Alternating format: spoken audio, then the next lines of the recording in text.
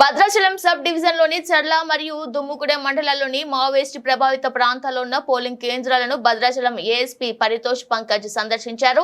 ఎప్పటికప్పుడు అక్కడ భద్రతా ఏర్పాట్లను పరిశీలిస్తూ పోలింగ్ సరళిని గురించి అధికారులను అడిగి తెలుసుకోవడం జరుగుతుంది. చర్లలోని ప్రభుత్వ జూనియర్ కళాశాల చర్ల మండలం దోసిలపల్లి పోలింగ్ బూత్ల వద్ద బందోబస్తును పర్యవేక్షించారు. ఎలాంటి అవాంఛనీయ సంఘటనలు జరగకుండా జిల్లా ఎస్పీ రోహిత్ రాజు సూచనలతో భద్రతా బలగాలతో పటిష్టమైన బందోబస్తు ఏర్పాట్లను చేయడం జరిగిందని ఏఎస్పీ ఈ సందర్భంగా తెలియజేశారు. ఏజెన్సీ ప్రాంతాల్లోని ప్రజలంతా స్వచ్ఛందంగా తమ ఓటు హక్కును వినియోగించుకునేందుకు నిర్భయంగా పాల్గొంటున్నారని తెలిపారు. చర్ల దుమ్ముగూడెం మండలాల్లోని అన్ని పోలింగ్ కేంద్రాల్లో ప్రశాంత వాతావరణంలో పోలింగ్ జరుగుతుందని వెల్లడించారు.